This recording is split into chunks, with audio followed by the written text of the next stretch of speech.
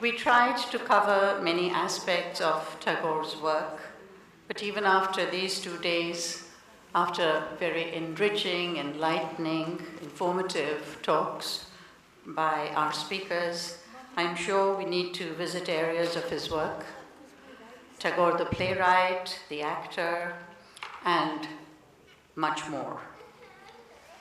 My journey with Tagore has been a meaningful, rich, and rewarding experience, not only through revisiting and researching the works of a genius, but perhaps even more through my interaction with an amazing group of scholars. Can we all please give a big hand for our scholars?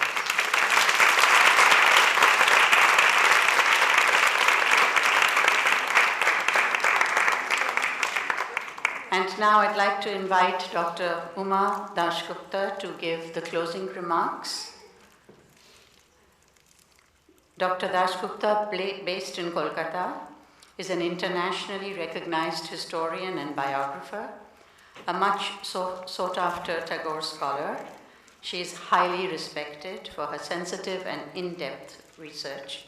She has written several books on Tagore and has a new book in the making, An Illustrated Life of Rabindranath Tagore, which will be published by Oxford University Press.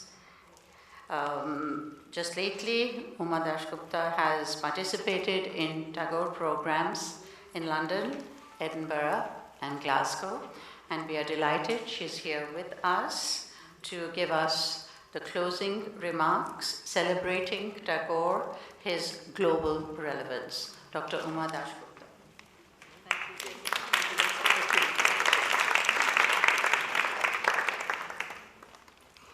You're right, Manjula. Even after having obviously heard and learned so much in these last 2 days about his life and work, there are areas that we could have studied and we could have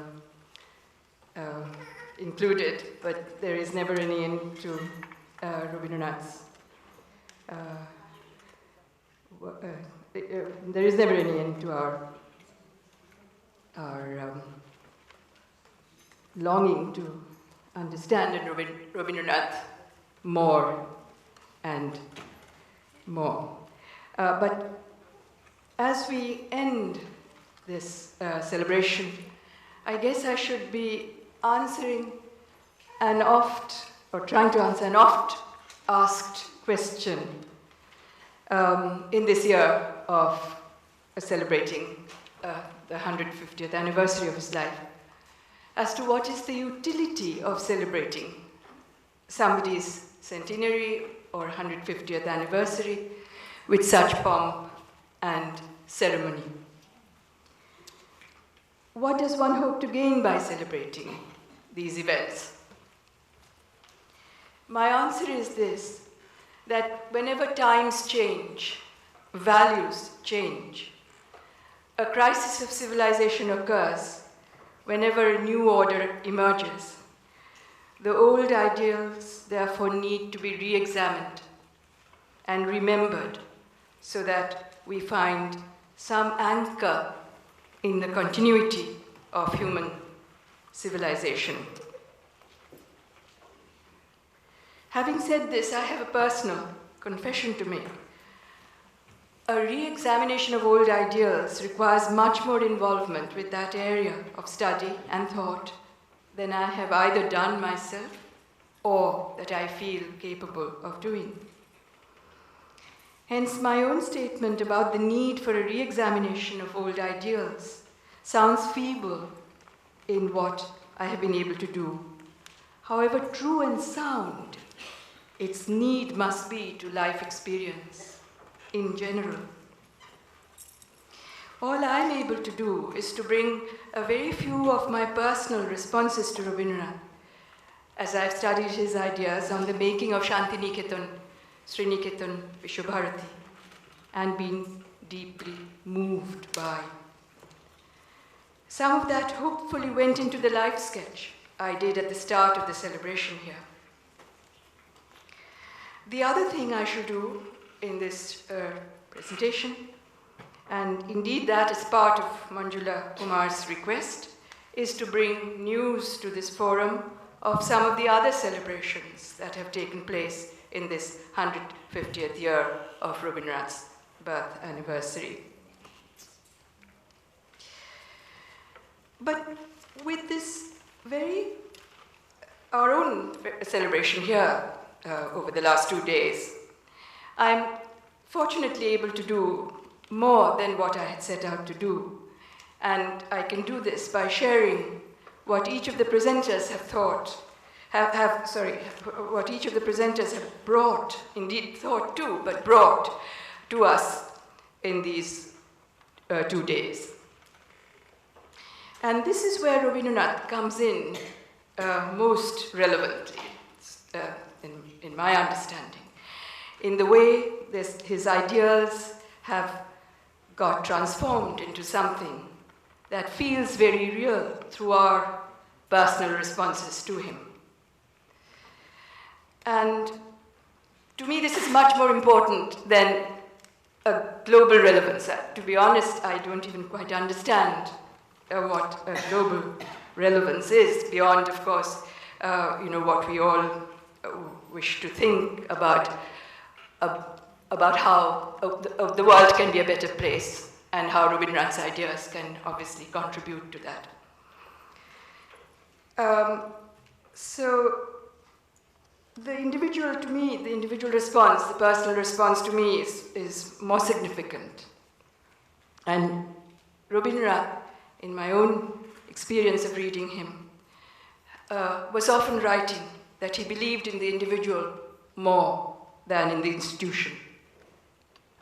I see my compatriots wherever I go. I seek my compatriots wherever I go, he wrote.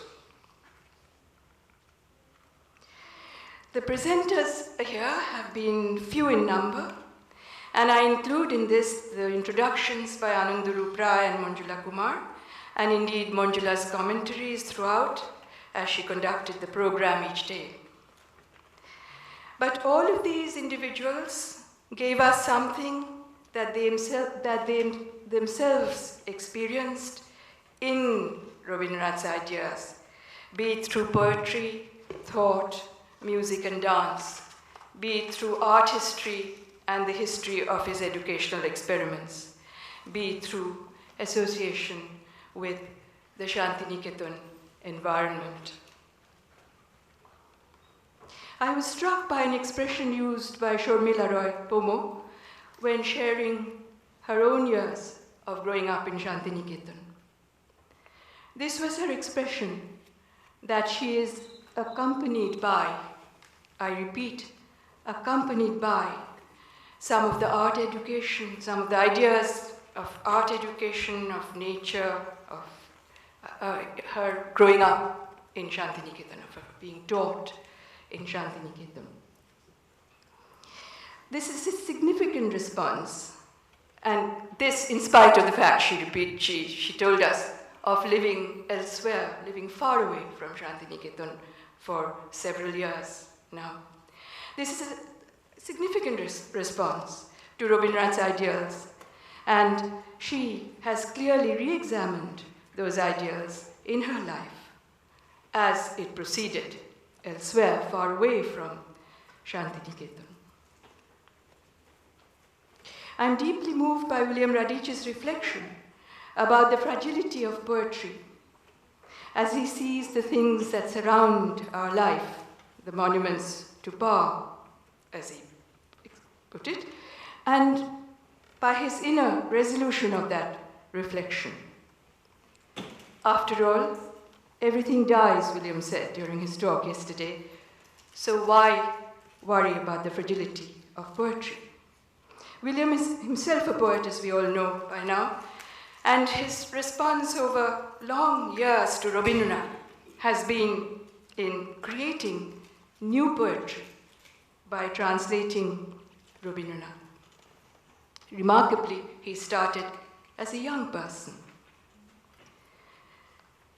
His translations of Rabindranath are very much a product of William's deepening search for Rabindranath's innermost being. Again, to me, a more significant response than probably the global response to Rabindranath, which some of us think was a very temporary one and may not have lasted. And not that I completely agree with that, but this is also thought. But good that we have, at least in one or two individuals like William, the continuing experience of Rabindranath's poetry through translations and in another language, quite close to our own lives. And William could not have done better than turning recently to Rabindranath's Gitanjali poetry in their Bengali and English versions, about which we have heard just now some important details from his research. Kathleen O'Connell's beautiful understanding of Rabindranath's educational ideas came out of her experience of raising her own very small children in Santiniketan for a period of time in the 1970s. That is when my husband and I got to know Kathleen and her husband, Joseph O'Connell, scholar of Vaishnavism. Kathleen loved the Santiniketan school so much that many years later, she came back to study it after her children grew up. She has not to this day been able to put a halt to that research. Again, to use Sharmila Roy's significant expression, Rabindranath continues to accompany us if we begin to be moved by his life's work, wherever we may be. Here, at this celebration, Kathleen has spoken of her recent research on women's education in Rabindranath's work.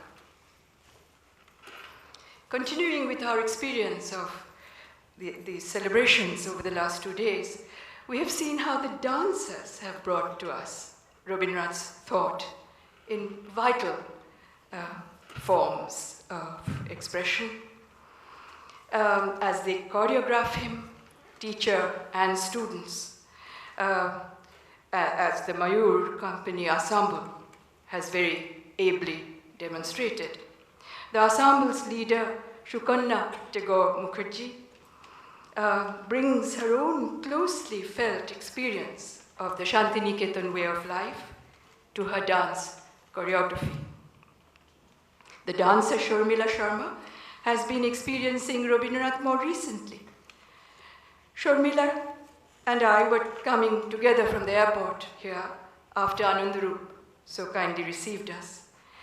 And I can still hear Sharmila telling us how, although a trained dancer herself, she thinks and works very hard to express Rabindranath's dance form, in other words, Rabindranath's thought behind the dance forms that she creates, not merely from her own training, but from her own very personal response to his melodies and his words and thought. And we saw its rewarding effect in her representations over these 2 days. Who does not know how inaccessible Rabindranath's paintings can be? For years, people have been re-examining them and concluding that they are unique, which we all know can sometimes mean that we don't understand them. This feeling can be traced to an early exhibition of Rabindranath's paintings in this country at the famous Boston Museum of Fine Arts, when no less an art historian than the renowned Ananda Kumaraswamy was reviewing it, who was also among Rabindranath's strongest admirers. But we have seen through Raman Shivakumar's explanations how easy he made it for us to understand and feel not just Rabindranath's wide range of paintings, but also most usefully learn about Rabindranath's ideals for a modern Indian movement in art, again bringing another manifestation of his genius into our discussions. into our celebrations here.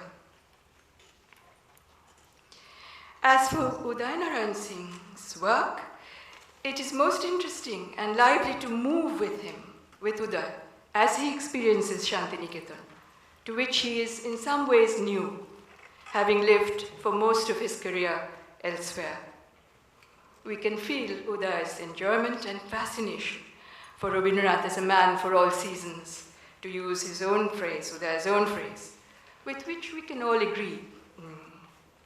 Rabindranath's pluralisms, also, as William wished to, I think, put it.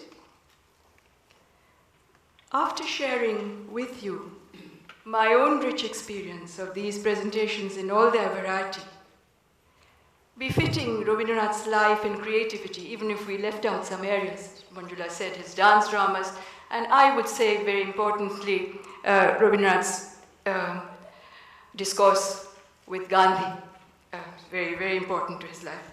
Let me come back to my own humble responses to the question of Rabindranath's relevance. Yes, so much has changed. Changed even in our direct life experiences, while we have grown older ourselves in the last half century. That is why we from an older generation feel at sea sometimes. And I'm sure the younger generations can also feel at sea. It's wonderful to see so many young people dancing with great joy. One or two of them even sang for us privately, obviously finding themselves in Rabindranath. And from time to time, we find groups of young men and women opting out of the mainstream, out of confusions of present-day world, and choosing alternate ways of living, whether in the developed world or in the developing world, whether among old or young, people are often talking and asking about values. Oh, where have all the values gone? My sense is that the crisis of civilization that faces us today is probably very different from any previous crisis faced by human civilization. I shall try and cite some examples of why I venture to say this. In this century, the slogan that we live with is, "Knowledge is power." While that sounds good and pure, it has created its own serious problems in this century as never before. Knowledge has produced fraud in intellectual property rights, piracies, fights over patents, and that kind of difficulty, and a lot of secrecy over discoveries, especially scientific ones. What did Rabindranath say about the power of knowledge? What he said was something visionary, something foundational. And although we have heard this very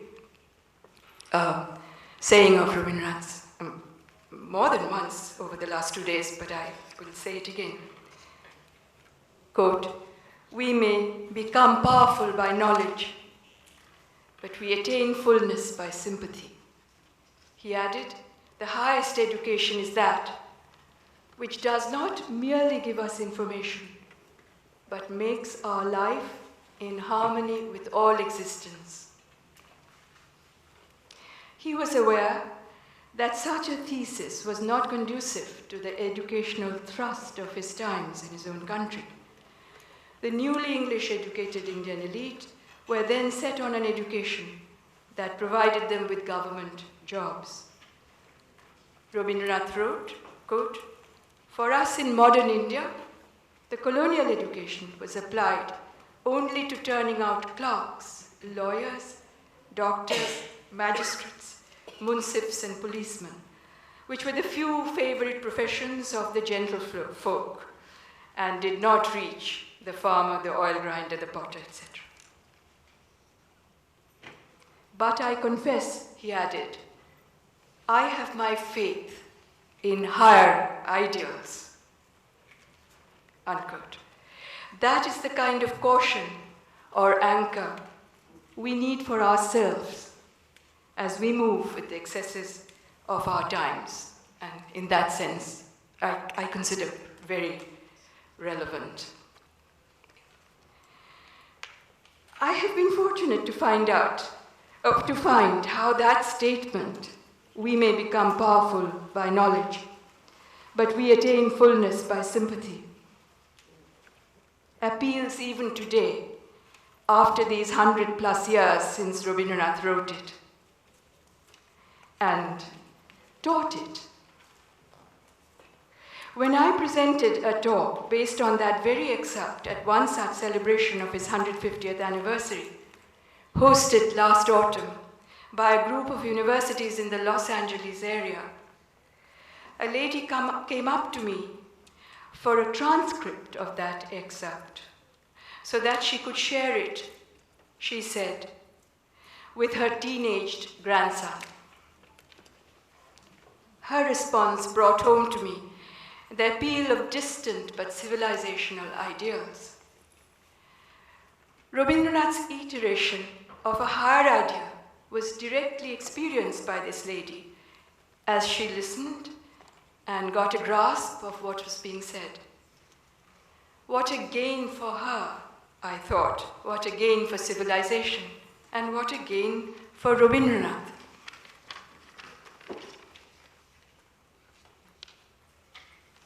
It is no surprise, therefore, that so many institutions and individuals have come forward with a seriousness of purpose to hold discussions on Rabindranath's ideas and give varied expression to his creative genius so that he is remembered today.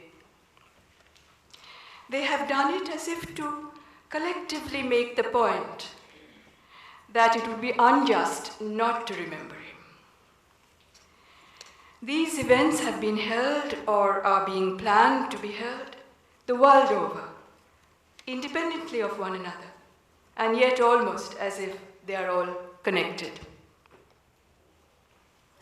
China and Myanmar, Thailand and Nepal, Korea and Japan, the west and east coasts of America, Britain and the countries of continental Europe, Slovenia, Croatia, Romania, Germany, France, India and Bangladesh, in our part of the world, are all celebrating Rabindranath in his 150th anniversary. It is gratifying to note that his ideas have been used in this year of celebration also for research projects and dissemination among nations by an international agency like UNESCO. 2 years ago, UNESCO took up a scheme to draw up a document on, quote, a reconciled universal from the works of Rabindranath Tagore, Pablo Neruda, and Aimé Césaire, the three humanist poets of the South. End quote. That was the title of the scheme. UNESCO launched this document recently in May to commemorate Rabindranath's 150th birth anniversary. The official presiding over the ceremony said, Tagore is not only an intellectual forerunner of UNESCO, he is also a steadfast companion in the midst of our contemporary endeavors and challenges. He added, for UNESCO, reaching out to poets is not an end, but a first step in revisiting the organization's function as a laboratory of ideas and as part of its intellectual vocation. Poets do not substitute for our reflection and decision. They act as catalysts and induce us to look beyond our immediate concerns and limitations. Even in our times of changed values or vanishing values, it brings solace that Rabindranath can still move individuals and agencies with such readiness. In my personal experience of these celebrations, there has been very little of pomp and ceremony to them. They have been dedicated to an exploration of Rabindranath and his world. One even got the sense at moments, of seeing a new surge of interest in Rabindranath, indicating as if his time has come again. To conclude, those of us who have had the honor to participate in this most recent effort, where we are all gathered today, at the great and renowned Smithsonian institution, can only convey our sincere gratitude to Manjula Kumar, director of the Smithsonian's Tagore project, to her colleagues at the institution, and to all of her colleagues who have directly helped us here in these last 2 days, and to Anandarup Rai, president of the Santiniketan Ashram Sammiloni International, who are a large body of the Santiniketan alumni overseas. Together they undertook this endeavor and persevered for it from what must be their utmost feeling for Rabindranath's creativity. Thank you. Mom chitte niti nitte ke je nache tata thoi thoi tata thoi thoi tata thoi thoi. Mom chitte niti nitte ke je nache tata thoi thoi tata thoi thoi tata thoi thoi. Tari songe ki mridange sada baje tata thoi thoi tata thoi thoi tata thoi thoi.